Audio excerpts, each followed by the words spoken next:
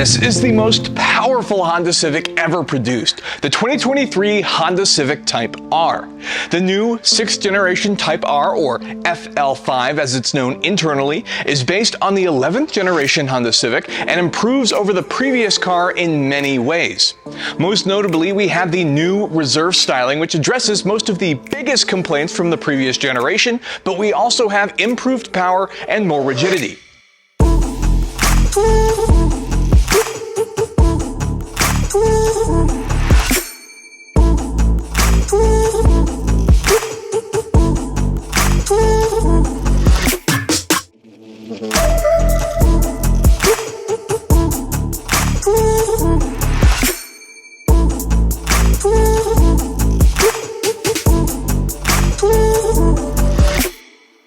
The 2023 Honda Civic Type R has a starting MSRP of $43,795, and that gets you the hottest front-wheel drive performance car currently on the market. And that's because this car was developed on multiple racetracks, the likes of Suzuka, Nürburgring, Takasu, and even Tsukuba circuit. And in that process, it managed to set the front-wheel drive production car record in 2022 with a pre-production model at the Suzuka circuit. And then in 2023, it set another front-wheel drive production car record at the Nürburgring, which says a lot about how special this car is. So in this video, we'll be going through everything that makes the car so special, starting with the exterior, the interior, the powertrain, and of course, we'll take it for a drive.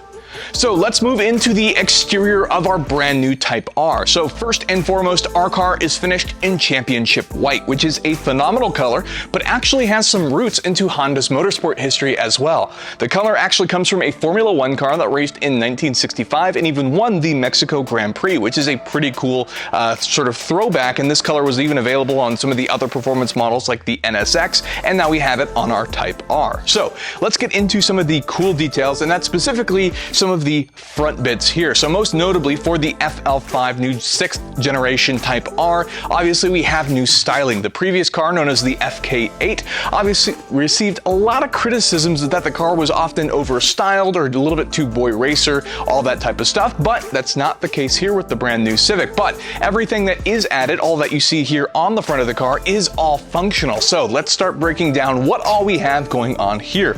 So first and foremost, looking at the top of the car, we actually have an aluminum hood that has this vent in it. And this vent, while it looks racy and awesome, it is actually a functional vent that takes a lot of the air coming in through the radiator and then throws it and dissipates it out of the top of the car, which means you have very clean flow, which is obviously always important. It's going to help you get lower track temps if you're taking this thing around the track, which is always a good thing. It means that you're going to be saving your car as well. Some of the other things you can see as you get a fantastic profile of the car is the fact that we have these new flared fenders.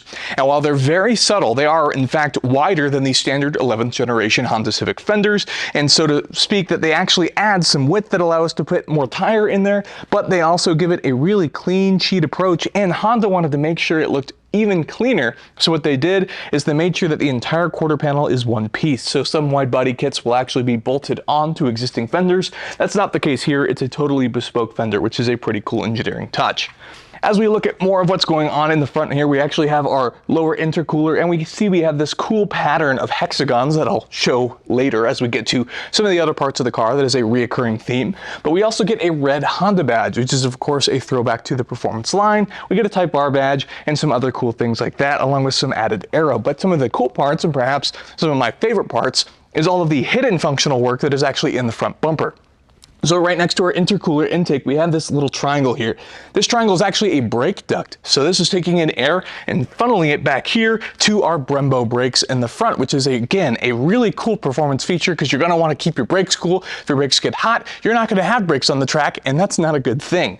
Next to that, we have these cool ridges, which look like they're just going to be an artistic flair, but that's actually not the case. These provide additional downforce to the car, so these are all absolutely functional. So you won't want to hide these or block these or anything. These are contributing to the overall performance and the world record-setting performance of your Honda Civic Type R. So moving on to the wheels and tires, we have some significant changes here, and that's really important because we actually have a smaller wheel. And what that means is because we have a smaller wheel, we have bigger bigger tires, which means we have a bigger contact patch, which means more grip. The previous generation had 20s, and this is a huge jump to get that bigger contact patch, and it's nice to see these choices being made for the sake of performance rather than just choosing something that looks good. But we also have some visual improvements.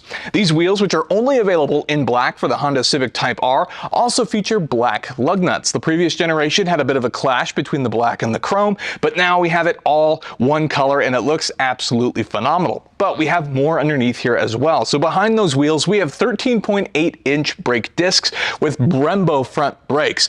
And of course, if you know anything about performance, Brembo is one of the leaders, and it's awesome to see performance brakes being added in on this car as well, which is always a nice thing if you're considering taking this car to the track. But of course, they'll be just fine for street driving as well. If you go even further behind all of this in our car, what you'll find is adaptive suspension. That adaptive suspension can be regularly managed by some of the various drive modes that are inside of the car, and of course automatically adapts and moves with the car, which is just a really cool feature and adds a lot of cool performance to the Honda Civic Type R. As we keep moving down the car, we of course have some of our standard power adjustable mirrors, some other vents out the side here. We have keyless entry, fairly standard bits. We have some nice sort of piano black side on the car that makes it look fairly slick, almost like a two-door sports car, even though it is a four-door. Some nice side garnishes for the side splitters, more of our nice rear tires, and then we have a massive spoiler. One of the things I like about the spoiler is, aside from the fact that it is of course functional in a fixed spoiler fashion, it sits high enough so that you don't actually see it when you're looking through the rear view mirror, and it doesn't obstruct any of your visibility. Now, in typical Type R fashion, one of the things we do have that you may or may not like is the triple exhaust. The outside bits of the exhaust are your standard exhaust, and then the big center pipe, which is kind of unique because a 3-exit exhaust for a 4-cylinder is a little bit of an awkward thing, but the center exhaust is actually the valved exhaust. So when you hear the exhaust open up during certain RPMs and when you put it in certain modes, that's where it's going to be exiting out of the car. On top of that, we also have some more red Honda badging, some Civic badging, and even some Type R badging. So with that, we've given you a quick look over the exterior of the Honda Civic Type R, and now it's time that we take a look at the interior. So on the inside of the Honda Civic Type R, we have a black and red interior, which obviously looks quite a lot like the 11th generation Honda Civic interior for the standard cars, but has been updated with a variety of different components and materials to make it appear a little bit more sporty. And I think they did a fairly good job. So let's talk about some of the most interesting things, perhaps being the fact that we have these awesome suede effect bolstered seats that are in here. And these are of course finished in bright red, or as I like to think of it, sort of a Honda Performance red. Now these have a ton of cool bolstering, including Type R embroidered in the top of the seats, but we have lots of thick bolstering on the sides, and you even get some thigh bolstering. Now granted, that can make it a little bit harder as far as ingress and egress, or getting in and out of the car can be a little bit more difficult, but when you are driving this car hard on back roads or even canyons or even just some sporty street driving, this is going to be sure to hold you in place, which is always something you appreciate for a performance car. And these seats are even going to help you to break front-wheel drive production car records, which is a pretty cool feat. Now you do have some red carpet down below, which could be a questionable choice and may or may not appeal to you, but it also matches the red lighting that we get that's in some of the ambient lighting and even the down below lighting, which just adds a cool race car effect to the car. Now looking onto the dash and some other components, we do have some more of that suede effect material in the doors, but then for the main dash, which is of course shared with the standard cars, we do have some cool honeycombing, which it goes along in here and actually hides some of the AC vents and stuff, which I think is pretty cool. They're almost like these toggle switches that I think stand out quite a bit and look pretty neat. But we have an even cooler feature, and that is going to be our Type R Civic badge right here. You'll notice we have R00275. That is actually the serialized number of our specific Honda Civic Type R, which is a pretty cool feature. So obviously that number is going to change depending on what car you have. So if you get this one, just know it was a press car. So moving on from there, what we've got is a couple different things going on. We do have some technology, despite the fact that the seats themselves are manually adjustable. We have a variety of different screens. So we've actually got a bigger screen for our digital display that sits in front of the driver, but that also comes with some other cool race car features, as in some shift lights as well, which sit just above there. So as you creep into the higher rev range, those lights will go ahead and turn on, and you'll be able to shift accordingly if you don't know ahead of time or can't see the tack well enough. So that's a pretty cool feature. And then that itself is also quite adjustable with some of the various controls that we have on the steering wheel. You actually get a sort of standard analog looking digital gauge, but it can also be changed to move things out of the way, make the gauge cluster feel a little bit less cluttered if you wanted, and you can alter that through some of your different controls in here, which also has your cruise control and some of your lane assist, Honda safety, driver assist features that are in the car as well. You also get some toggle switches for your volume and even some other toggle switches for adjusting it, which feel fairly tactile and are really easy to use with all the ridges and stuff that are added in here. You don't even need to look at the buttons while you're driving, which of course is always a huge safety plus measure. On top of that, we do have our sort of standard center console display in here, which has some adjustable physical knobs on the sides, which are always appreciated and makes it a little bit easier to use sometimes. And this does feature, of course, wireless CarPlay and Android Auto, and is a fairly simple unit. It doesn't offer anything too technical or over the top. Obviously, Honda probably assumes rightly that most people are going to be using their phones connected to this when driving the car, which makes total sense. But we have some more performance and features as well. This has something called the Honda Log R, and of course what that is it's all about track use. So not only is it going to help show you some of that important track information like temperatures and other various bits that you're going to want to see while you're driving to make sure that everything's operating correctly, it's also going to help you with your driving characteristics. So while you're at a track, it's going to help recommend and rate you based on how it thinks you are driving, if it's fast or slow, whatever the case, to try and improve your lap times, which is of course a pretty important critical feature when driving a performance car like this. Now let's move on to some of the other housekeeping details in here. Just below it, we have our sort of HVAC control console. One of the cool things about this is with the car on, these are actually little screens inside each of the dials that, as you adjust everything, actually shows different things going on in there, which I think is a pretty cool feature just to make it feel a little bit more dynamic without having to clutter everything with some really crazy screens. Below that, we have some more chargers, and we even have some of our sort of standard outlets as well that are available to plug in should you need it. But we also have the regular USB, which is an interesting take. A lot of newer cars tend to have Type-C, but it's cool to see the standard USB, as I've run into a lot of instances where I don't carry that on me. So it's cool to have the standard USB ports. Below that, we have a fantastic wireless charger that I found works better than what you'll find in some other cars. It even works with my case, which is supposed to be compatible, and that's always a good thing, being able to charge your phone. Behind that, we have perhaps most of the exciting piece of the car, which is our 6-speed manual shifter. Now, this does have that rev matching that I mentioned earlier, and it even has this aluminum shift knob, which, while it does get hot in Phoenix, is a pleasure to use and obviously kind of a throwback to some of the other Type R models that are available. To the left of our shifter, we have some more important switches, and that's going to be our drive modes. So one of the things I really like about the Type R is the fact that Honda kept it simple. There are only 4 different drive modes available on this car. 3 of them are adjusted through the drive mode toggle, and then we have a button for the 4th mode. The 3 modes are comfort, then we have sport, and then we have individual. Individual is obviously going to be that customizable mode where you can adjust the steering response, things like that, how stiff the suspension is, all to your personal preference, kind of like your custom mode. Comfort is going to loosen everything up, so it's perfect in my opinion for going over the freeways and things like that. It just makes the car a little bit more usable. Sport is going to be your everyday sporty driving, which is not too firm, so you can still drive it, you can still go over potholes, things like that, but still have a fairly stiff, stable experience. And then of course we have our R button, or plus R, Type R mode, whatever you want to call it. That puts this car in full performance mode. That is going to be stiff as it gets suspension wise, and of course it's even going to adjust all of the various transmission and engine bits as well to make sure everything is running optimally. Now, I wouldn't really recommend that for the street because that mode can be a little bit hard. So if you go over the wrong pothole a little bit too fast, you could find yourself compressing your spine, and then you will be 2 inches shorter than you expect when you get out of the car. So just my personal preference, you might find it varies, or maybe you live in an area with better roads. One of the other cool things that's not so much exciting, but we have some of our power window controls on the driver's side, which also has automatic windows on the front. So that's both driver and passenger. You have your window locks, and then you have controls for the rear windows as well. In the middle, we also have some more cup holders, and then a cool little pocket that isn't the biggest thing on the planet, but you have it for storage or putting whatever you need there nonetheless. So that's a quick look at some of the tech. Obviously, everything else is fairly standard and very shared with the 11th generation Honda Civic Type R, but we do get the Bose 12-speaker sound system audio, which is pretty good and bumps a lot of bass. Bose makes some pretty good systems for a car. So with that, I think it's time that we hop in the back seats, because this is a 4-door car, and see what it's like back there. Yep. So now that I'm in the back, I'm about 6 foot for reference, and you can see that my head is in fact touching the roof of the car, so I wouldn't recommend really putting anybody in there much taller than that unless you absolutely need to. You can certainly fit adults back here. Now, I wouldn't necessarily want to be back here for a road trip, but I do have a fair amount of legroom. Obviously, this seat is currently set up for me, and I still have about 1 inch or 2 before my knees would touch the backs of the seat, which is pretty nice. So you can be somewhat tall and drive in the front, and also have somebody somewhat tall in the back as well, which is always a nice feature, but you'd have no problems putting kids back here. One of the interesting things about the Type R is the fact that this decided to trade up the middle seat. So there's technically only seating for 4 in the Type R versus most 4-door sedans would give you seating for 5 with somebody being able to ride in the middle.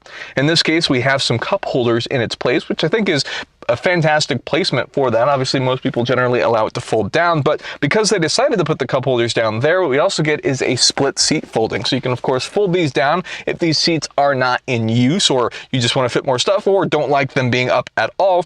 You can get rid of them. One of the other cool things is because this is a performance car and Honda knows that some people might take it even more to the extreme level or even race car level, we actually have some holes in the front seats which actually allow a proper racing harness to be able to put through the car. So if you put the mounts for that harness in the back seat would be, well, it's pretty easy to close these or fold them up to put your reinforcement bars there anyways.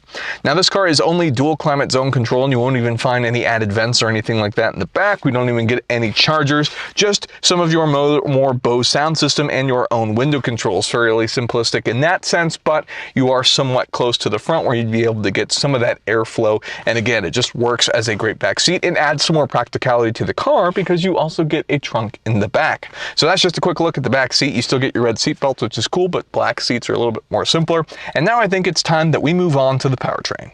So now that we've popped the hood, it's time to take a look at the powertrain of our Honda Civic Type R. This is one of the better looking engine bays that you'll find in any modern car, thanks to a variety of pseudo carbon fiber, Type R badging, and some red and Honda badges, which of course means race car.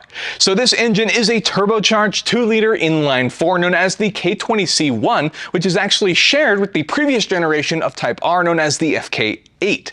And the cool part about that is for our FL5 here, it's actually been updated thanks to a turbo redesign and increased intake airflow. So what that means is this engine is now producing 315 horsepower, a 9 horsepower increase over the previous car, and 310 pound-feet of torque, which is really impressive because that makes this car one of the most powerful engines in its class, making 157.8 horsepower per liter, which is very, very impressive considering how small the displacement is. Obviously, engines have come a long way, but that's good as far as front-wheel drive performance goes. Another cool aspect of the Type R is that this is only available with a 6-speed manual transmission, which has rev matching, which has again even been improved for the FL5 generation of the Honda Civic Type R, which is always a good thing, making it even faster and more responsive to use, making it a breeze to shift. On top of that, you also get a limited slip front differential, so you can get very aggressive front-wheel drive pulls in this car, which is always appreciated. And because this car is relatively lightweight, coming in at under 3,200 pounds, you get a 0 to 60 time in around 5 seconds, which of course could have been improved had they added an automatic transmission. But the fact that this is a manual car and one of the fastest front-wheel drive production cars that you can actually buy on the planet, holding track records, I think that's really impressive. And then lastly, of course, that'll give you a limited top speed of 169 miles per hour, which is still really, really fast, all things considered, especially for what you get value-wise for the price. A very cool car with a very cool powertrain indeed. Now, as far as fuel economy figures, it's not the most exciting thing on the planet, but it is still worth talking about nonetheless because this is a 4-cylinder and a Honda at its roots, which makes some very fun, sporty, and fuel-efficient vehicles. So what this is rated for from the EPA is 22 city, 28 highway, and has a 24 mpgs combined. Now, if you take that combined number of 24 and mix it with the 12.4 gallon fuel tank you'll find in this, that means you should get an estimated range of around 300 miles, which isn't that much in the grand scheme of things. It is a smaller car, so to speak, as far as a 4-door sedan, but you can improve upon that as this will actually get better MPGs depending on your driving. So if you can manage to keep your foot out of it and make sure that turbo's not spooled up, you will get better fuel economy, and I can assure you that you're more likely to find a bottom ceiling of around 24 miles per gallon, even with some aggressive driving, which is always a good thing. With that, I think it's time to take it for a drive. So, what's it like to drive the Honda Civic Type R? Well, I'm happy to say It's an absolute blast. First of all, it's a manual, right? You get lots of wonderful engine noises while in the R mode, and even in the regular sport mode, you get a fair amount of kickback and feedback from the car itself. Now, this is a Honda, which means that the manual transmission and stuff in itself is actually fairly smooth. Honda's never had bad manual transmissions, and that's, I'm happy to say that that's the case here. It's a very enjoyable transmission to use as well. It's got a fair bit of get up when you need to get into it, and it generally sounds pretty good. The brakes are smooth and really easy to use, and obviously they're Brembos, which means whenever you have to really step on it to really get your brake in, then of course it's fairly straightforward and your brakes come to a stop rather quickly. On top of that, with the rev matching, let's say you decide to do some downshifting. Well, the downshifting is pretty much done for you. It's so easy, you don't even have to think about it. You can easily throw the gear in, watch the revs climb up on the tack, and everything's really easy to use, especially with the gear shift change that you get for the Type R mode. That gives you a more direct look into your tack, your speeds, shows your gear in a prominent number, all stuff that's helpful whenever you're going to be doing high performance driving. On top of that, just from the steering of the car is great, and obviously changes based on the mode. That makes it feel a little bit stiffer once you get into the Type R mode, which makes it a little bit easier to try and be more precise, and it also gives you quite the forearm workout if you're really trying to work it through a canyon or track or even autocross for that example. One of the other really impressive things, and perhaps what impresses me most, is the nature of how stable this car is. This car is ridiculously planted. Get a little bit. Oh yeah, this car is so great. I love that even at low speeds, you get the joy of driving a manual transmission, so you could easily take this for a casual lake drive, but you also get the performance, and this car has a lot of get up in just about every single gear, and it's just a very satisfying car to drive. So planted, even for a four-seater, the fact how they managed to keep everything so balanced is really rather impressive. I just really enjoy driving this car. Basically, whatever you expect this car to feel like is basically what you're gonna get. Fantastic manual shifts with the addition of great sporty driving with a planted car that feels very confidence instilling. Now, the biggest thing that stands out to me is because this is a powerful front-wheel drive car, we do have some interesting driving characteristics. And that mostly comes from the fact that if you do a hard acceleration or a hard pickup from a stop, you're gonna get what sort of feels like wheel hop, almost borderline torque steer, dragging the car in certain directions because of the different lengths of the front axle. And while this car does a good job of trying to mitigate that, it's still apparent. So you have to be aware of that, and sometimes it can feel kind of jarring when you do hard accelerations. But that's also a good reminder of just how powerful this car is as well. And it's just a really fun car to drive, not to mention the fact that it's a fairly swift car. Obviously, it could have been faster with an automatic, but that would take away from the driving experience. And this is nothing but driving experience with some little bits of added practicality in the mix of the back seat. Now, I could tell you how much I enjoy driving the car all day, but I think it's easier if you just go and take it for a test drive yourself at your local dealership. Make sure that you can fit in the bucket seats comfortably, make sure that you like the way that the car drives, and then from there you can make a decision if you're okay with the car drives. So, in conclusion, the 2023 Honda Civic Type R is a fantastic car and has a lot of value to give, especially at that MSRP of $43,795. The problem is that you can't find these cars for around that MSRP. Unfortunately, ADM seems to have a severe stranglehold on the Civic Type R market, with some cars selling for a minimum, it seems, as $10,000 or more. So basically the lesson there is, if you can find this car for around MSRP, it is absolutely worth it. I think the car is gorgeous. All of the power and rigidity increases. It's clear that Honda has put a lot of effort into this, and I like the fact that everything on this car is functional. There are no wastes of material or things like that. Everything has a purpose, and you get a ton of driving thrill out of this car as well. It's just a shame that some of the ADM can really affect this car and really limit some of the sales of this car. So that's it. That's our look at the 2023 Honda Civic Type R. If you enjoyed the video, could hit that like button for us. We'd really appreciate it. And consider getting subscribed for more content like this in the future. Feel free to comment down below and let us know what you think of the brand new Type R, or if you're purchasing one or planning on purchasing one. And of course, thank you so much for watching, and we'll see you guys next time.